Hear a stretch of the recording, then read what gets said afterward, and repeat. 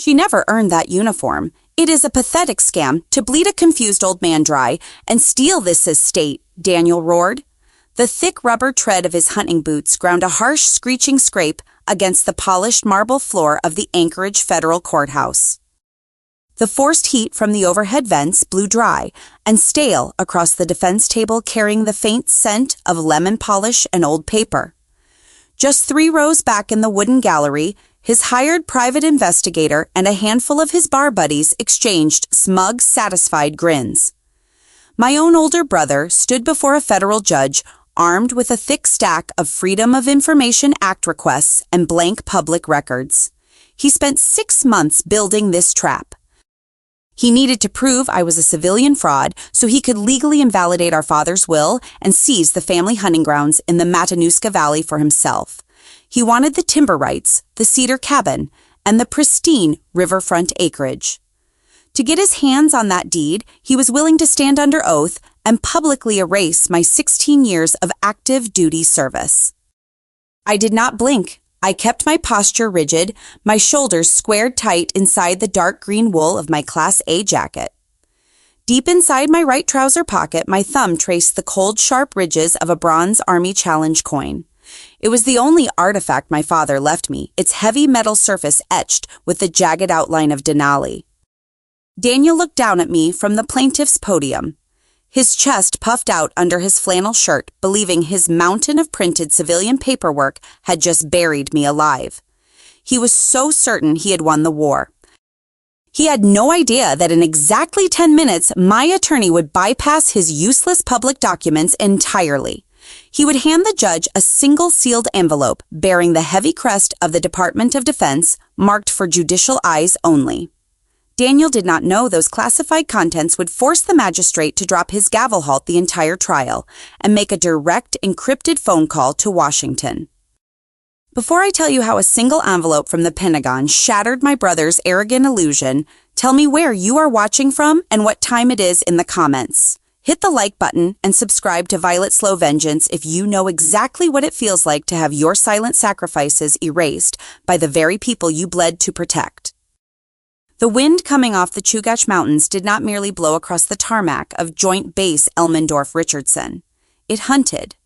At 30 degrees below zero, the Alaskan air transformed into a physical blade, slicing through the heavy layers of my military-issued fleece and biting directly into the marrow of my bones.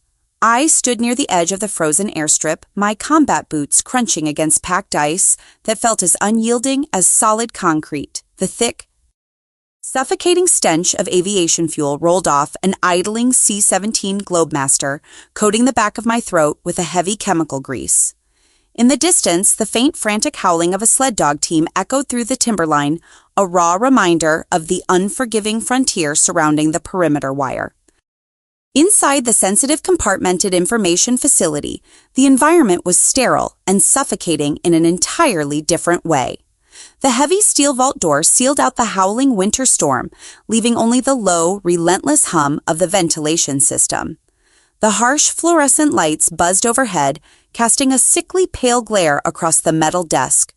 My role in the Judge Advocate General's Corps was not something I could ever casually discuss over a holiday dinner. There were no public commendations for drafting the legal parameters of classified Arctic defense protocols. I spent my nights buried in Joint Coalition maritime intercepts, tracing hostile submarine routes beneath the polar ice caps and redacting operational legal briefs until the text blurred into black lines. The thick manila folders on my desk bore bold diagonal red stripes, marking them for immediate destruction after review. I lived inside a phantom zone. My unclassified service jacket portrayed me as a mundane administrative desk jockey, a glorified clerk shuffling paperwork in the rear. The reality was 16 years of silent, grinding psychological pressure operating in the unseen shadows of the northern border. I chewed on dry, chalky protein bars from standard issue field rations, the cardboard taste sticking stubbornly to the roof of my mouth while my eyes burned from staring at tactical readouts. The harsh nylon webbing of my tactical rig dug a permanent raw friction burn into the ridge of my collarbone during the long security drills. When my shift finally ended at 300 hours, I walked back out into the freezing dark. The sky above Anchorage was alive with the aurora borealis.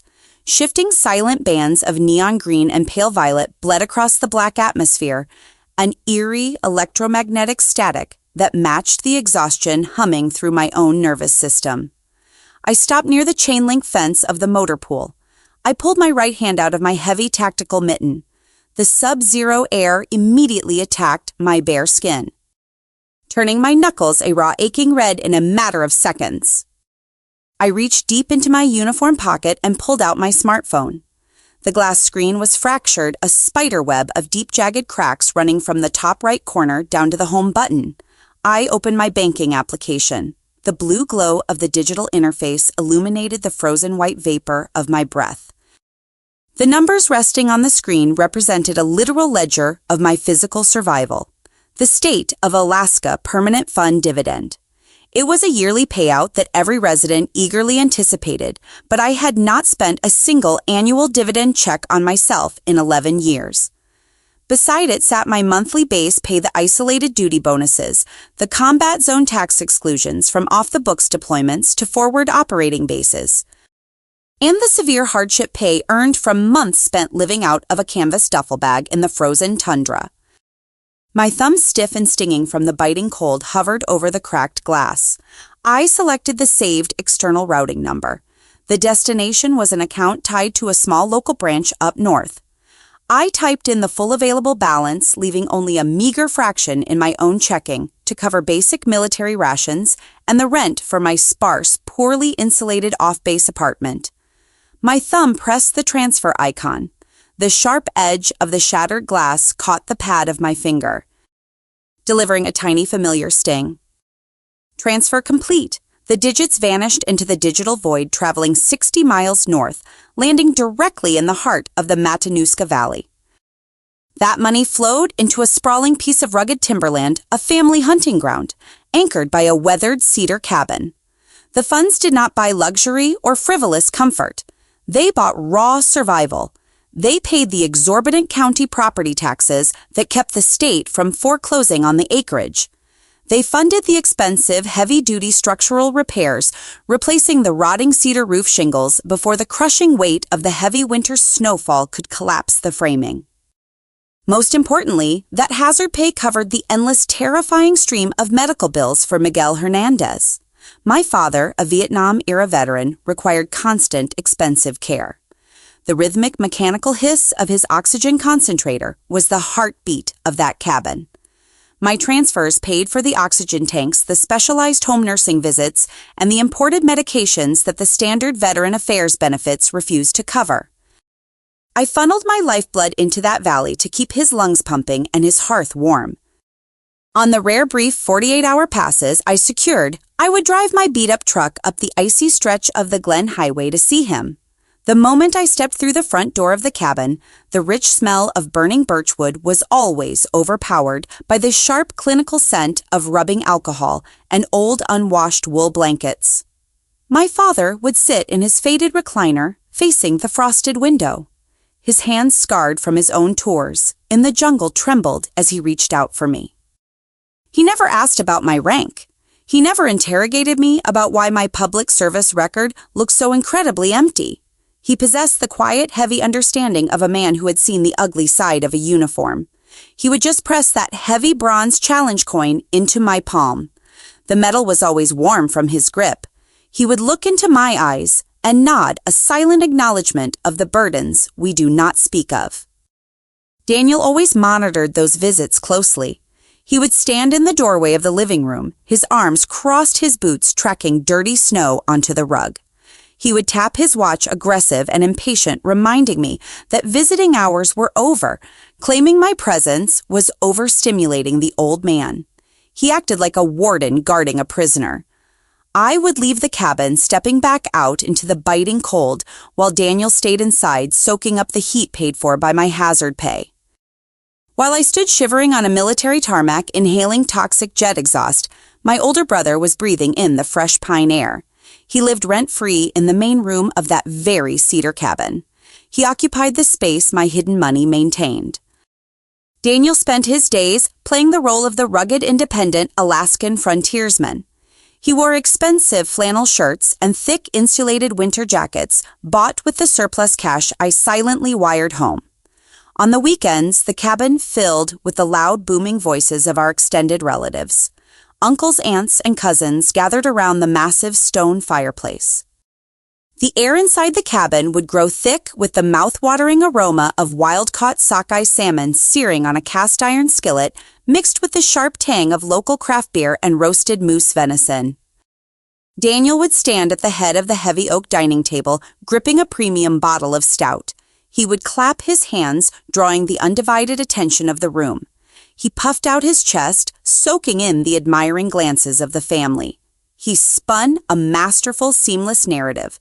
He told them how hard he worked down at the commercial docks, how many exhausting extra shifts he pulled in the freezing rain to ensure our father had his medicine. He looked them dead in the eye and claimed he single-handedly paid the property taxes to keep the Hernandez legacy intact. He played the long-suffering martyr and the generous king simultaneously. The relatives nodded in profound respect, raising their glasses to him, praising his dedication. They looked at Daniel and saw a devoted son sacrificing his youth for the patriarch. Whenever my name was mentioned, Daniel would offer a heavy theatrical sigh. He would shake his head, staring down at the wooden floorboards with a look of manufactured disappointment. He told the family I was drifting. He claimed I was wasting my life shuffling meaningless papers in some low-level government office, contributing nothing to the heavy family burdens. He painted me as the selfish, disconnected sister who abandoned her roots for an easy, comfortable life in the big city. I knew about the lies. I heard the echoes of his fabricated stories through the brief, strained phone calls with our aunts. I chose to stay entirely silent. The strict nature of my security clearance meant I could never explain where I actually was or what I was truly doing. I could not bring them into the secure facility. I could not show them the legal authorizations I drafted to protect the northern border. My father's fragile health was the only mission that mattered. So I swallowed the slander. I let Daniel wear the stolen crown because the friction of an ugly family argument would only stress a dying man. I thought I was building an impenetrable financial fortress around my family. I thought the thousands of dollars flowing from my frozen fingers into his accounts were securing the perimeter. I drained my own life force in the middle of relentless Arctic blizzards to ensure the fire in that cedar cabin never went out. I had no idea the parasite living in my childhood home was using my federal gag order as a weapon. I never suspected he was taking the silent classified void of my military career and using it to buy the shovel he would eventually use to bury me alive. Digging a grave in the Alaskan permafrost requires industrial steel and heavy diesel machinery. The frozen ground fights back. The air around the Anchorage cemetery hung thick with the rich freezing scent of raw upturned tundra soil and the faint bitter trace of engine exhaust. The polished mahogany casket carrying Miguel Hernandez descended slowly into the dark earth. The hydraulic winch whined a steady mechanical rhythm, replacing the sound of a beating heart. I stood near the edge of the perimeter, my combat boots sinking a fraction of an inch into the stiff mud. I kept my hands buried deep inside the pockets of my dark wool coat. My right thumb traced the worn edges of the bronze challenge coin. My father was gone. The only man who knew the crushing weight of the secrets I carried was resting at the bottom of a frozen pit. Across the open grave, Daniel was holding court. He did not shed a single tear. He wore a heavy premium black parka, bought with the hazard pay I had silently wired north. He shook hands with the local hardware store owner, the county sheriff, and our distant cousins. He patted shoulders and nodded with a solemn gravity. He was not burying a father. He was accepting a crown. He was stepping into the role of the undisputed patriarch, soaking in the collective sympathy of a town that believed his carefully manufactured lies. They looked at him and saw the devoted son who had stayed behind to carry the heavy burden. They looked at me standing isolated near the tree line and saw the detached, ungrateful sister who only bothered to show up for the burial. I did not correct them. I let them whisper. The small crowd of mourners began to retreat toward their idling trucks, eager to escape the biting sub-zero wind. I remained by the freshly turned earth. The heavy crunch of snow and gravel signaled an approach. Daniel stopped 2 feet away from me. He smelled of dark roasted coffee and cedar smoke, a stark contrast to the sterile metallic scent of the military transport flight I had taken to get here. He did not offer a handshake. He did not offer condolences. He reached inside the breast pocket of his parka and pulled out a tri-folded document. He thrust it toward my chest. I unclasped my hands from my coat pockets and took the paper. The frigid air had rendered my skin numb and brittle. As my fingers closed around the document, the stiff, laser-printed edge of the paper slid rapidly across the knuckle of my index finger. A sharp, stinging cut sliced through the epidermal layer. A single drop of crimson blood welled up stark against the pale, freezing skin. I unfolded the document. The bold black ink at the top read, "Notice of Eviction and Termination of Access." I stared at the legal header, my brain processing the bureaucratic terminology. It was an official order barring me from the Matanuska Valley property, the cedar cabin, and the surrounding timberland. "You're done here," Daniel said. His voice was low-laced with an arrogant, triumphant gravel. "You abandoned this family a decade ago to go shuffle papers in some irrelevant rear echelon office. You let me carry the weight of this estate. Now the property is solely in my name." I kept my eyes on the document. I noted the forged narrative built into the legal clauses. "You funneled thousands of dollars into this land," Daniel continued, leaning closer, a cruel smirk twisting his lips. "But here is the beautiful part, Abigail. You have no verifiable income. You have no public military records proving you earn anything beyond a basic clerk's salary. In the eyes of the state, you lack the financial capacity to have paid for that cedar roof or those property taxes." He pointed a thick-gloved finger at the eviction notice in my hands. "Since you cannot legally prove where that cash came from, the courts will automatically assume those renovations were funded by my hard work. You cannot claim ownership of an asset you cannot afford to maintain. You are a ghost, Abigail, a ghost with no credit, no paper trail, and no home. Pack whatever you brought and get off my land before sunset." He was weaponizing the very classified nature of my existence. He was using the federal gag order that protected national security to legally erase my financial contributions and steal the only legacy my father left behind. He had the deed. He had the narrative. He had effectively stripped me of my home, my money, and my bloodline right over our father's open grave. I looked down at the single drop of blood trailing down my finger. I looked up at the man wearing clothes I paid for standing on soil I bought. The biting Alaskan wind howled through the barren timberline. I did not drop the paper. I did not scream. I did not demand justice or throw a pathetic emotional tantrum in the middle of a cemetery. I folded the eviction notice neatly along its original creases. I slid the document into my coat pocket right next to the bronze challenge coin. I locked my jaw. The muscles in my neck pulled tight like coiled steel. I said nothing. Daniel scoffed a short, dismissive sound of victory. He turned his back on me and walked away, his heavy boots crunching confidently through the snow. He mistook my silence for submission.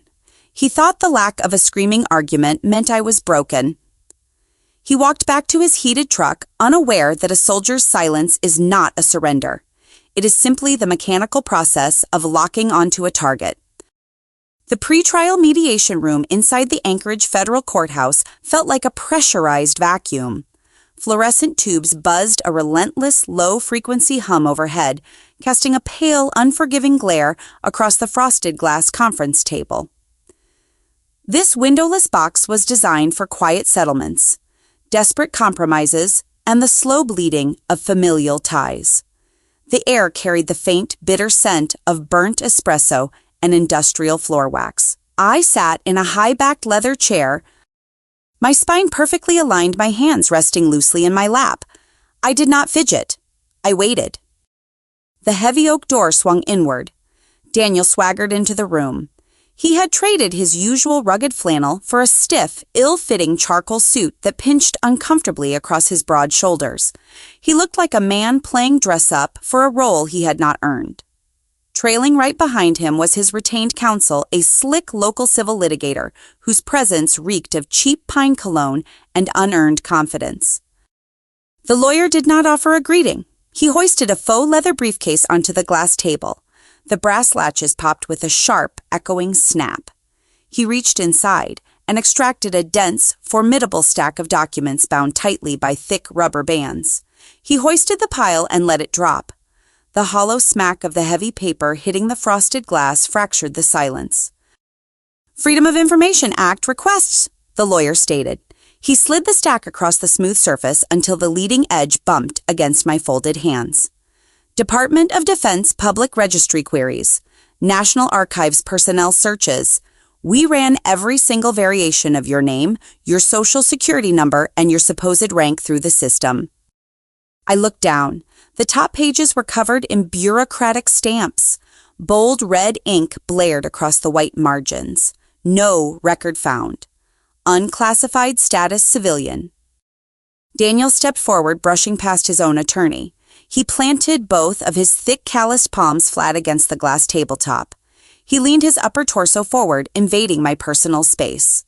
The faint, sour trace of morning bourbon mingled with the scent of old cedar smoke clinging to his collar. His chest heaved with a manic, triumphant energy. He had spent thousands of dollars and 6 months of his life building this exact moment. He lifted his right hand and jabbed a thick index finger directly into the center of the paper stack. The sharp tap of his fingernail against the documents sounded like a ticking clock. "Look at this masterpiece," Daniel whispered. He tilted his head, flashing a slow, mocking grin that stretched the skin tight around his eyes. He shook his head with exaggerated theatrical pity. A lifetime of noble sacrifice reduced to a pile of blank paper. "It almost makes me sad for you, Abigail. It really does." I kept my gaze fixed dead ahead. My heart rate held steady at a sniper's resting 60 beats per minute. Daniel's smirk hardened into a cruel, jagged line. The fake pity vanished, replaced by the raw, venomous entitlement he had harbored for a decade. He leaned an inch closer. "I hired a private investigator to tear through the databases. Your name does not exist in any public brigade. You are just a ghost. She never earned that uniform." The anchor dropped. The words hung in the sterile air, echoing off the bare walls. He delivered his ultimate verdict. In his narrow, unclassified mind, a lack of public search results equated to a fabricated life. He genuinely believed I had spent the last 16 years hiding in an apartment, forging bank transfers, and faking a military career just to siphon the family estate. He felt invincible. He felt like a king who had just exposed a traitor in his own court. "I am going to take this stack into the courtroom." Daniel hissed, his eyes burning with a dark, triumphant fire. "I'm going to drop it right on the judge's bench. The magistrate will strip your name off that deed before lunch. The cabin, the riverfront acreage, the timber rights. Every single inch of that valley belongs to me. You will walk out of this building with nothing but those fake tin medals pinned to your chest." I looked down at the chaotic pile of civilian paperwork resting on the glass. I observed the frantic red stamps, the desperate legal inquiries, and the sheer volume of wasted effort. I did not gasp. I did not open my mouth to defend my honor. I did not try to explain the concept of a sensitive compartmented information facility. Nor did I mention that querying the public databases for a Tier 1 Judge Advocate General assigned to classified Arctic defense protocols would automatically trigger a localized federal security blackout. You do not explain the architecture of the shadows to a man who has only ever lived in the shallow light. I slowly reached down to the lapel of my dark green Class A jacket. My fingers, steady and precise, located the top brass button. I pushed the polished metal through the rigid fabric loophole. A crisp, sharp click sounded in the quiet room. Then I fastened the next one. I pushed my chair backward. The wheels ground harshly against the thin commercial carpet. I stood up. My posture snapped into a flawless, unyielding position of attention. Shoulders squared back, chest lifted, spine aligned like a solid steel rod. I looked Daniel dead in the eyes.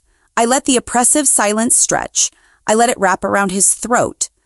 I watched the initial confusion flicker behind his arrogant gaze. He expected begging. He expected a frantic, tearful negotiation. He wanted me to bargain for a small piece of the inheritance. I gave him a brick wall. I pivoted sharply on my heel. The heavy rubber sole of my jump boot struck the floorboards with a singular, commanding thud. I bypassed the glass table, ignoring the lawyer, who was now shifting uncomfortably in his expensive suit. I walked straight toward the heavy oak door. "Walk away!" Daniel barked behind me, his voice pitching higher, cracking slightly as his frustration spiked. His heavy boots scraped against the floor as he turned to watch my retreat. "Run while you still can. The judge is going to strip you down to nothing." I reached out and gripped the brass door handle. The metal was cool against my palm. I pressed the latch and pushed the door outward, stepping into the busy, echoing corridor of the federal courthouse. Let him celebrate. Let him gather his thick stack of redacted papers and march proudly into the courtroom. Let him wave his useless Freedom of Information printouts in the air and demand his crown. He truly believed he had dismantled my entire existence with a pile of unclassified civilian trash. He thought he was walking into a simple property dispute. He had no idea he was dragging a plastic toy knife into a ballistic missile strike. The heavy titanium door of the sensitive compartmented information facility hissed as the pneumatic seal locked into place. That singular mechanical sound severed the chaotic civilian world from my reality. There were no arrogant smirks inside this room. There was no scent of cheap pine cologne or morning bourbon. The SIF smelled of dry ozone hot server racks and industrial floor wax. The ambient noise was restricted to the steady, rhythmic hum of the high-grade ventilation fans pushing filtered air through the acoustic ceiling tiles. I walked across the anti-static carpet and took my seat at the gray steel desk. I did not slump into the chair. The rigid discipline of 16 years in the uniform governed my posture. I reached into my pocket and placed the heavy bronze challenge coin onto the cool metal surface of the desk. The etched silhouette of Denali caught the pale glare of the overhead fluorescent tubes. Daniel believed his stack of printed public inquiries had dismantled my life. He operated under the delusion that if a search engine could not find me, I did not exist. He did not comprehend the scale of the machinery he was attempting to challenge. I reached for the secure terminal equipment phone sitting on the corner of my desk. I inserted my cryptographic ignition key into the slot. A sharp digital beep signaled the handshake. The small LCD screen shifted from yellow to a solid, piercing green. Line secured. Top secret protocol active. I dialed a direct line to the Pentagon. 3 time zones away, inside the dense rings of the Department of Defense, a phone rang exactly twice. Thorne, a rough, gravelly voice answered. Major General Marcus Thorne was the Deputy Judge Advocate General of the United States Army. He was a veteran of multiple combat deployments, a man who possessed eyes like chips of flint and a mind that processed legal architecture with the ruthless efficiency of a drone strike. He was the officer who had personally reviewed my classified Arctic defense advisories. He knew exactly where my hazard pay originated because he was the one who signed the authorization forms. "General," I said, keeping my tone level stripped of any familial frustration, "I have a localized situation in Anchorage requiring immediate administrative intervention." "Give me the sitrep Hernandez," Thorne replied. The faint sound of a heavy pen scratching across paper echoed through the encrypted connection. I delivered the facts with surgical precision. I detailed the civil litigation initiated by my brother. I explained the eviction notice, the contested ownership of the Matanuska Valley acreage, and the specific legal strategy his civilian attorney was employing. I described the thick stack of Freedom of Information Act responses they planned to submit as evidence of my non-existent income. They are leveraging my classified operational status to claim my financial contributions are a fabricated narrative I stated. He is asking a federal magistrate to legally declare me a civilian fraud and strip my inheritance. The scratching of the pen on Thorne's end ceased abruptly. A low, dangerous hum of silence hung over the secure line. Thorne did not offer empty sympathy. He understood the lethal absurdity of the situation. A civilian attempting to weaponize the government's own security protocols to rob an active duty officer. He intends to present those blank FOIA requests to a sitting federal judge. Thorne asked his voice, dropping an octave, taking on the heavy texture of crushed stone. Tomorrow morning at 0900 hours, I confirmed. To declassify your service record and financial routing history for a civilian property dispute is a violation of federal law. Thorne noted, "You know I cannot authorize the release of your operational jacket." "I'm not requesting declassification, sir," I replied. I picked up the bronze coin, rubbing the pad of my thumb over the engraved lettering. "I am requesting an independent verification of service and financial origin, a closed-loop confirmation." Thorne let out a slow, measured exhale. I could hear the faint squeak of his leather executive chair shifting 3,000 miles away. He knew exactly what weapon I was asking him to forge. It was a rarely utilized legal countermeasure, a ghost protocol designed to protect covert operatives and high-tier intelligence personnel from domestic legal sabotage. "A sealed attestation," Thorne said, "drafted directly by the Department of Defense confirming your rank, your active duty status, and the exact origin of the funds transferred into that Alaska civilian bank account." "Yes, sir." "It cannot be entered into the public court record," Thorne specified, outlining the strict parameters. "It cannot be handed to his civilian lawyer. It goes strictly to the magistrate." "For judicial eyes only," I said. "I will draft the attestation myself," Thorne commanded. The crisp, authoritative weight of the Pentagon stood behind every syllable. "I will seal it under the official crest of the Department of Defense. It will be hand-delivered to your commanding officer at Jaybur via secured courier by 0800 tomorrow. You will have it before you walk into that courtroom." "Thank you, General." "Hernandez." Thorne said, his tone shifting from bureaucratic precision to a dark, genuine respect. "Let him put his little stack of public papers on the bench first. Let him dig the hole." "That is the objective, sir." The line clicked dead. The green light on the phone vanished. I sat in the quiet, climate-controlled isolation of the skiff. The faint whir of the cooling fans was the only sound. The chaotic noise of Daniel's arrogance felt a million miles away. I looked at the bronze coin resting on the steel desk. Some service must remain forgotten. My father understood the cost of the shadows. I could not show the federal magistrate the classified intercepts I analyzed. I could not display the tactical movements I legally advised beneath the Arctic ice. But I did not need to. I only needed to show the judge exactly who held the leash to my secrets. Daniel was walking into a federal courthouse carrying a pocketful of borrowed civilian confidence. He was dragging a plastic toy knife onto a ballistic missile testing range. The trap was primed. All he had to do was step on the trigger. The Anchorage federal courtroom smelled of lemon polish and damp wool. Outside the tall reinforced windows, the morning frost clung to the glass, but inside the atmosphere felt thick and stifling. Magistrate Caldwell sat perched high on his elevated mahogany bench, leafing through the dense stack of Freedom of Information Act requests. The pages rustled, a dry, rhythmic scraping sound echoing in the quiet chamber. At the plaintiff table, Daniel slouched in his chair, radiating unearned triumph. He draped his right arm over the back of the wooden seat, tapping a cheap plastic pen against his knee. He turned his head to glance at the gallery behind him. His hired private investigator and a few local hunting buddies sat in the second row. Daniel offered them a slow, arrogant wink. He was already spending the inheritance in his head, mentally carving up the Matanuska Valley acreage and counting the timber profits. "Ms. Hernandez," Magistrate Caldwell began, looking down over the rim of his wire glasses. His tone carried the weary patience of a man who handled mundane property disputes every day of the week.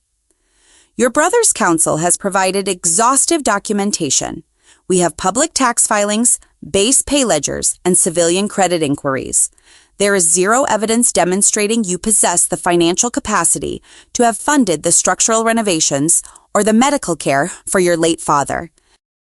The magistrate squared the stack of papers, tapping the bottom edges against the wood to align them.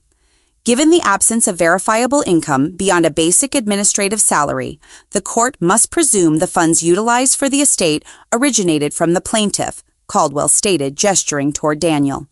I am prepared to rule on the eviction notice and transfer the deed. Daniel let out a low, victorious breath. He sat forward, planting his elbows on the table, eager to hear the final slam of the gavel. He looked at me, a cruel, mocking sneer twisting his features. He thought he had pinned me to the wall. I sat at the defense table, my posture locked in rigid alignment. I did not shift my weight. I did not lower my chin. Beside me, Major Hayes stood up. He did not wear a civilian suit. He wore the dark green service uniform of the Judge Advocate General Corps, his brass insignia catching the harsh overhead light. He did not object loudly. He did not offer an impassioned, dramatic plea. Your Honor, Hayes said. His voice was a calm, low baritone that commanded the air in the room. The defense submits one final document for the court's review. Caldwell frowned, his hand hovering inches above his wooden gavel. Counsel discovery concluded yesterday. I am not inclined to review late submissions unless they carry extraordinary legal weight. It carries the weight of the Pentagon, Your Honor, Hayes replied. Hayes bypassed the civilian clerk. He walked directly up the center aisle to the elevated bench. He reached inside his leather portfolio and extracted a single item. It was not a binder. It was not a stack of printed spreadsheets. He placed a heavy manila envelope onto the polished mahogany. The object looked entirely out of place in a municipal courtroom. It bore no civilian postage. Sealing the flap was a thick, hardened pool of dark crimson wax. Pressed deeply into the center of the resinous seal was the unmistakable, intricate crest of the United States Department of Defense. Printed across the front of the envelope in stark, bold black ink were 4 words, "For judicial eyes only." Hayes did not offer a single word of explanation. He pivoted sharply, the rubber heel of his service shoe gripping the marble floor, and walked back to our table. Magistrate Caldwell stared at the envelope. His annoyance faded, replaced by a sudden, sharp wariness. Federal judges understand the hierarchy of government paper. They know the difference between a local subpoena and a classified directive from the Capitol. He recognized the red wax. He recognized the uncompromising tone of the black ink. Caldwell reached out. His fingers hovered over the heavy paper for a fraction of a second before picking it up.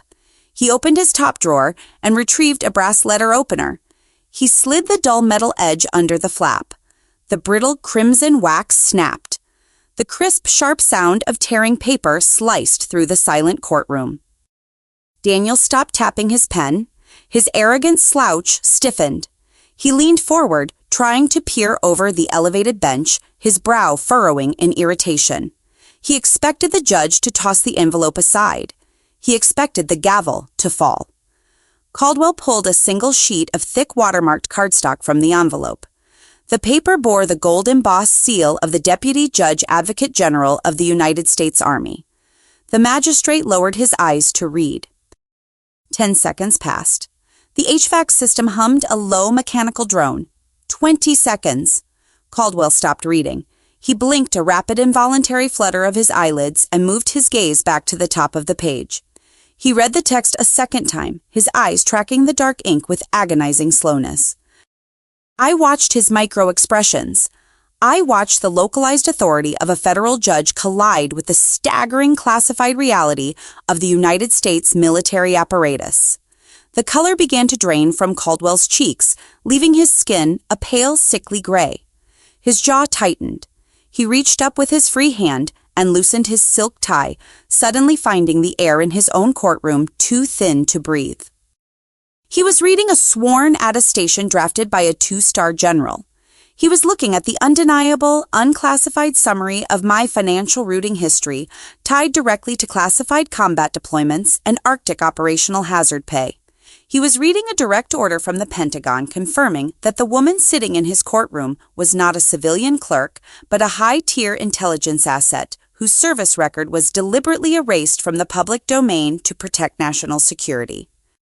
Caldwell carefully folded the heavy cardstock. He slipped it back into the manila envelope. He did not toss it onto the pile of Daniel's FOIA requests. He set the Pentagon document apart, placing it gently on the far corner of his desk, treating it like a live explosive. The judge lifted his head. He looked down at the plaintiff table. He stared at Daniel. Caldwell did not look at my brother with respect. He looked at him with profound, unadulterated pity mixed with a heavy dose of disgust. He saw a foolish, greedy man who had spent 6 months hiring private investigators to dig a hole straight into a federal minefield. Then Caldwell shifted his gaze to me.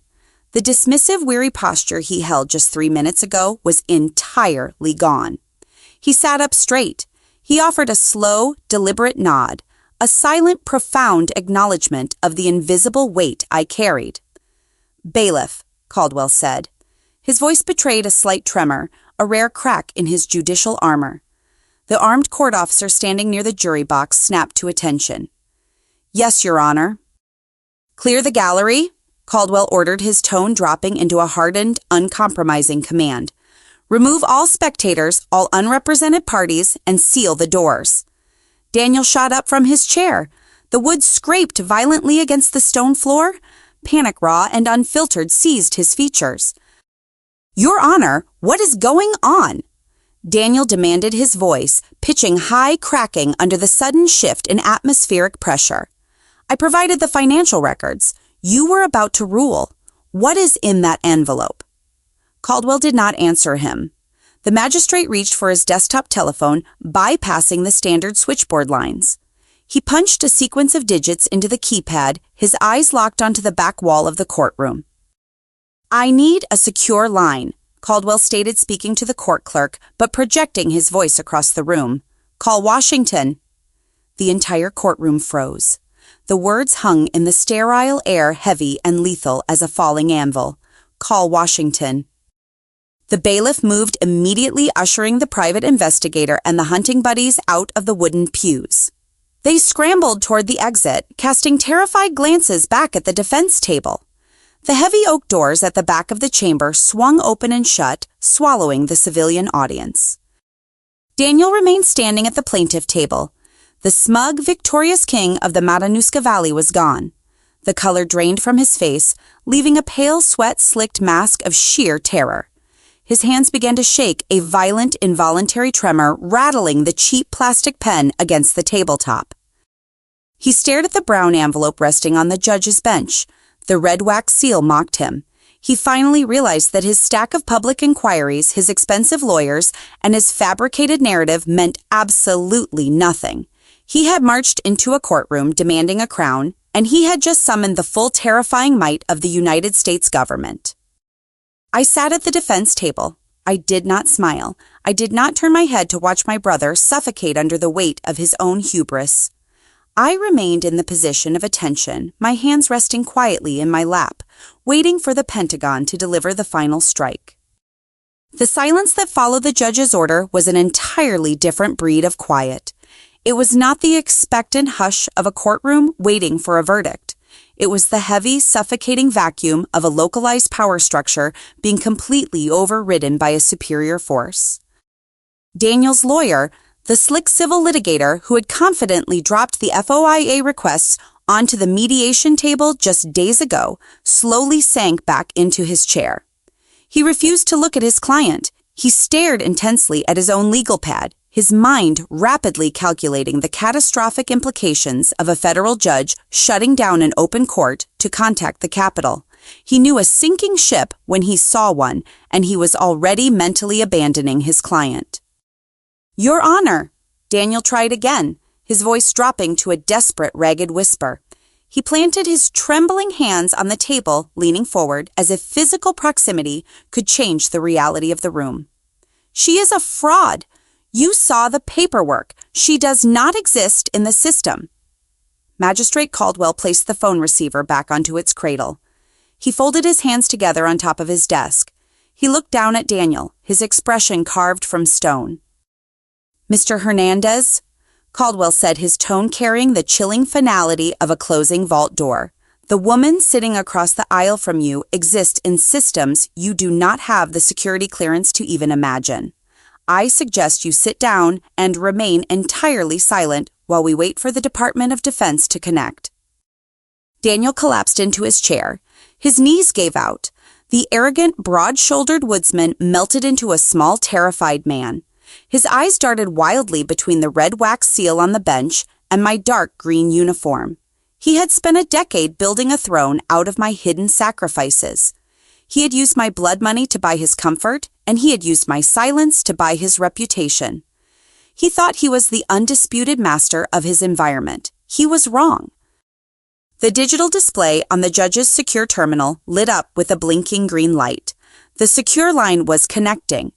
The ghost was stepping out of the shadows, and she was bringing the full arsenal of the Capitol with her. The heavy mahogany door behind the bench clicked open.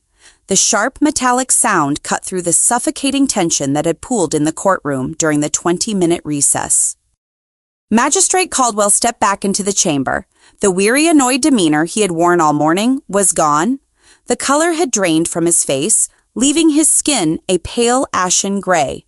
He walked with a stiff, measured gait, clutching the sealed manila envelope in his right hand. He did not sit down in his high-backed leather chair. He remained standing, looming over the bench, his eyes fixed on the center aisle. The slick civil litigator sitting next to Daniel immediately recognized the shift in the atmospheric pressure. The lawyer quietly reached down, snapped the brass latches of his briefcase shut, and slid his chair a few inches away from his client. He was severing the tether before the ship went under. Caldwell looked down at the court reporter sitting in the corner. "Let the record reflect," Caldwell stated. His voice lacked its usual booming resonance, replaced by a tight, disciplined cadence. The court initiated a secure encrypted communication with the Office of the Deputy Judge Advocate General at the United States Pentagon. Daniel stopped breathing. The cheap plastic pen slipped from his trembling fingers, hitting the wooden table with a hollow clatter. During that communication, the Department of Defense provided direct unclassified verification regarding the defense. Caldwell continued, his gaze shifting toward me. "The individual seated at the defense table is not a civilian clerk. She is Lieutenant Colonel Abigail Hernandez, an active duty officer operating under a federally classified security clearance." A low collective gasp rippled from the few remaining court staff. Caldwell turned his eyes toward Daniel. The magistrate's expression hardened into a mask of pure judicial contempt. Furthermore, the judge said, each syllable dropping like a stone, "The Pentagon executed a trace on the financial routing history in question. The funds utilized to sustain the Matanuska Valley estate, including the cedar roof repairs, the property taxes, and the extensive medical care for Miguel Hernandez, did not originate from the plaintiff. Every single dollar was traced directly to the defendant's military hazard pay, Arctic deployment bonuses, and her permanent fund dividend. The financial ledger is unimpeachable." The silence in the courtroom became absolute. Daniel stared at the bench. His jaw hung slack. The arrogant, broad-shouldered frontiersman illusion fractured, revealing the small, greedy parasite hiding underneath. He had spent a decade building a throne out of my hidden sacrifices. He had looked his aunts and uncles in the eye, claiming he was the sole provider, the loyal son keeping the family legacy alive. He thought his public record search had exposed a fraud. Instead, he had forced a federal judge to put my hidden valor on the official court record. "No," Daniel whispered. The words scraped out of his dry throat. He gripped the edge of the plaintiff table, his knuckles turning a stark bone white. "No, that is a lie. That is a forgery. You read the FOIA requests. She does not exist." "Mr. Hernandez," Caldwell warned, a dangerous edge creeping into his tone, "I suggest you remain silent." "She paid them off," Daniel shouted, the panic mutating into a raw, unfiltered hysteria. He shoved his chair back. The wood screeched against the marble floor. He pointed a shaking, frantic finger at me. "She is a scam artist. She manipulated the military. She is trying to steal my land. That is my cabin. I lived there. I took care of him. You lived rent-free, on soil paid for by an officer bleeding in the freezing tundra. Caldwell fired back, his voice rising to meet the outburst. You stood in my courtroom, placed your hand on a Bible, and swore under penalty of perjury that you funded that estate. You fabricated a financial narrative to steal property from a deployed service member. Daniel lost his mind. The realization that he was losing the deed the timber rights and his unearned status shattered his fragile ego. He could not tolerate the public exposure. He needed a victim. He needed to reassert his physical dominance. He lunged. Daniel vaulted over the low wooden partition separating the tables. His heavy hunting boots pounded against the stone floor. He bypassed the bailiff, charging directly at me. His face flushed a mottled, ugly crimson, his eyes wide and unhinged. He reached out with both thick, calloused hands aiming straight for the collar of my uniform, desperate to drag me down to the floor. I did not flinch. I did not retreat. 16 years of close-quarters combat training dictated my response. I monitored his kinetic energy. I saw the clumsy telegraphed trajectory of his weight. As his hands closed the final few inches, I pivoted my lead foot, rotating my torso off the center line. I raised my left forearm, catching his right wrist, and applied a hard, precise parry to the outside. I did not strike him. I simply used his own reckless momentum against him. I guided his wrist downward while sweeping my right hand behind his elbow, locking the joint. I stepped aside and forced his kinetic energy straight toward the ground. Daniel crashed hard onto the polished marble. The impact drove the air from his lungs in a loud, ragged wheeze. He sprawled across the floorboards, his expensive suit jacket twisting around his shoulders. He scrambled, trying to push himself back up his boots, slipping on the slick stone. He never made it to his knees. The armed bailiff crashed down on top of him. The officer drove a heavy knee directly into the center of Daniel's spine, pinning him flat against the marble. "Hands behind your back," the bailiff roared, drawing his service weapon half out of its holster. "Do not move." The cold, unforgiving snap of solid steel handcuffs ratcheted around Daniel's wrists. The metallic clicks echoed in the high-ceilinged chamber, sharp and final. I stood above him, brushing a microscopic speck of dust from the dark green wool of my jacket. My breathing remained steady. My hands were clean. Magistrate Caldwell struck his wooden gavel against the sound block. The harsh crack rang out like a rifle shot. "Daniel Hernandez," Caldwell announced, his voice echoing with the full, devastating weight of the justice system. "You are hereby found in direct contempt of court. Furthermore, I am referring your sworn testimony to the federal prosecutor's office for immediate perjury and fraud charges." Daniel gasped for air, his cheek pressed hard against the cold stone. "The eviction notice filed against Lieutenant Colonel Hernandez is voided with prejudice." Caldwell continued, not pausing for a single second. "An immediate vacate order is issued against you effective this exact moment. You have forfeited all rights to the Matanuska Valley acreage. You will not return to that cedar cabin. You will not step foot on that timberland. The deed transfers solely to the defense." The empire fell. The kingdom was stripped away in less than 60 seconds. Daniel lay on the floor, handcuffed, homeless, and facing federal prison time. The bailiff hauled Daniel to his feet. My brother stood hunched over his shoulders, slumped, his chest heaving. The arrogant swagger had evaporated. He looked at me, his eyes bloodshot, and swimming with a pathetic, desperate terror. The realization of his new reality crushed whatever remaining defiance he held. He thought the blood tie could save him. He thought he could exploit the old family dynamic one last time. "Abby, please," Daniel choked out. His voice was a thin, ragged whimper. Tears tracked through the sweat on his face. He leaned toward me, straining against the bailiff's grip. "Please, I have nowhere to go. You cannot take the cabin. We are family. We are blood." I looked into his eyes. I did not see a brother. I saw a parasite that had finally been detached from its host. I felt the comforting, heavy weight of my father's bronze coin resting deep in my pocket. Some service must remain forgotten, but this betrayal would be remembered forever. I locked my jaw. My expression remained a mask of flawless carved ice. Your access to my life is permanently revoked, I said. I turned my back on him. I did not look over my shoulder as the bailiff dragged him toward the heavy oak doors at the rear of the courtroom. I listened to his frantic sobbing pleas fade down the hallway, echoing against the marble tiles, until the heavy wooden doors clicked shut, locking the silence back inside the chamber. The wheels of federal justice do not spin with sudden theatrical speed. They grind forward with a slow, methodical, and crushing certainty. 3 weeks after the gavel fell in the Anchorage courtroom, the tangible reality of the magistrate's ruling finally reached the Matanuska Valley. The winter air was sharp and unforgiving, carrying the distinct scent of pine needles and freezing earth. I stood near the edge of the gravel driveway, my hands resting deep inside the pockets of my heavy wool coat. The thick rubber soles of my boots crunched softly against the packed snow.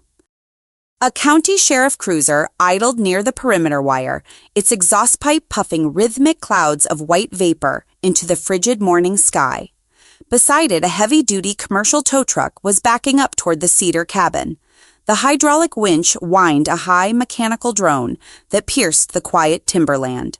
Thick steel chains rattled and clanked as the operator secured them around the front axle of Daniel's oversized luxury pickup truck.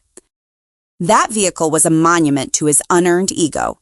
He had parked it on my soil, paid the insurance premiums with funds he hoarded, while I covered the family debts and used it to project the image of a successful frontiersman. Now the heavy diesel engine of the tow truck roared, pulling the dark polished pickup off the property. The tires dragged sluggishly over the ice-carving deep, jagged trenches in the snow as it was hauled away toward the Glen Highway. 2 county deputies emerged from the front door of the cabin. They carried the last of Daniel's personal belongings packed hastily into cheap brown cardboard boxes. They stacked the boxes near the edge of the frozen dirt road, placing a thin plastic tarp over them to protect the cardboard from the settling frost. Daniel was not there to witness the dismantling of his kingdom. He remained confined inside a federal holding facility in Anchorage, awaiting a formal sentencing hearing for perjury fraud and contempt of court. The physical erasure of his presence from the valley was clinical efficient and entirely irreversible. The local sheriff, an older man with weathered skin who had shaken my brother's hand at our father's funeral, walked across the driveway toward me. He looked down at the snow, his posture rigid, with an uncomfortable, unspoken apology. He had believed the loud, boastful son. He had ignored the quiet daughter. He stopped a few feet away and reached into his insulated jacket. "The premises are clear, ma'am," the sheriff stated. His voice was low, carrying a heavy dose of newfound respect. He extended his gloved hand. Resting on his palm was the original brass key to the front door, sitting atop a thick folded legal document, the official property deed. I reached out and took the items. The brass key was freezing, biting into my skin, but the heavy paper felt grounding. Just 1 month prior, standing over the freshly turned earth of my father's grave, Daniel had shoved a fabricated eviction notice into my chest. He had weaponized my silence, using my classified military status to strip me of my inheritance and exile me into the cold. He had claimed the land belonged to him because I was a ghost. Now the undisputed federally mandated title rested in my own hands. The ledger was balanced. The symmetry of the moment settled deep into my bones, a quiet, undeniable resolution. I gave the sheriff a single nod. He turned, climbed into his cruiser, and drove away, leaving me entirely alone on the acreage. I walked up the wooden steps of the porch. The boards creaked softly under my weight. I slid the brass key into the deadbolt, turned it with a sharp click, and pushed the heavy wooden door inward. The interior of the cabin was freezing. It had sat abandoned for 3 weeks since the arrest. The air smelled of coal dust and aged cedar logs. The faint, lingering trace of Daniel's dark roasted coffee and stale beer was completely gone, scrubbed away by the plunging temperatures and the empty weeks. The space was a blank canvas. I walked directly to the massive stone hearth in the center of the living room. I knelt on the stone hearth, gathering dry birch logs from the iron bin. I stacked them, carefully placing kindling beneath the thick bark. I struck a long wooden match. The sudden hiss and flare of the orange flame illuminated the dark stones. I touched the fire to the kindling. The dry wood caught immediately. A bright, crackling warmth began to push back against the bitter cold of the room. The rich, comforting scent of burning birch smoke filled the air, rising up through the chimney. I stayed kneeling by the hearth, watching the flames grow higher, listening to the steady, rhythmic popping of the sap. This heat was mine. It was paid for by endless nights shivering on a military tarmac. It was earned through grueling Arctic security drills and the heavy, suffocating pressure of classified intelligence briefings. I had bled my financial life dry to keep this fire burning for my father, and now it burned solely for me. I stood up and walked over to the faded leather recliner facing the frosted front window. It was my father's chair. I did not sit down. I simply rested my hand against the worn fabric of the backrest. I reached deep into the pocket of my coat and pulled out the heavy bronze challenge coin. The metal caught the flickering orange glow of the fireplace. I ran the pad of my thumb over the jagged silhouette of Denali etched into the surface. I traced the raised lettering along the curved edge. Some service must remain forgotten. I spoke the words aloud. My voice was a low, steady murmur in the quiet cabin. Miguel Hernandez understood the profound, isolating burden of the uniform. He knew that the most vital missions happen in the dark, far away from the cheering crowds, the public parades, and the shiny civilian accolades. He carried his own ghosts from the jungle, and he never demanded applause for his survival. He simply survived. He gave me this coin because he knew my path would require the exact same stoic endurance. He knew my brother would never understand. He knew the world would only see the empty public records and the unadorned civilian clothes. The desperate heavy ache that had resided in my chest for a decade, the silent wish that my family would simply acknowledge my sacrifice, evaporated into the chimney smoke. The silence surrounding my career was no longer a suffocating cage built by my brother's arrogance. It was a fortress. It was a shield that kept the superficial greedy demands of the civilian world at bay. I turned away from the fire and walked back to the front door. I stepped outside onto the wooden porch, leaving the door cracked open just enough to let the ambient heat spill out onto my boots. The Alaskan night was falling rapidly. The wind sweeping down from the Chugach Mountains carried a brutal 30-degree below zero chill. The air acted like a physical blade against the exposed skin of my cheeks, but inside my chest, a profound, unshakable warmth radiated outward. I looked up at the vast, unobstructed sky. The atmosphere above the timberline was alive. Brilliant, shifting ribbons of neon green and pale violet danced across the stratosphere. The aurora borealis pulsed in complete awe-inspiring silence. It was a massive, beautiful display of energy that required no audience to justify its existence. True sacrifice does not require a stage. Genuine strength never needs to boast. And the most profound victories are the ones won in the quiet dark where no one else is watching. If you have ever carried a heavy burden in silence while the people around you took the credit, know that your strength is recognized here. Thank you for listening to my journey. Hit the like button, leave a comment to share your own story of quiet resilience, and subscribe to Violet Slow Vengeance. Keep your boundaries made of steel, protect your peace, and I will see you in the next video.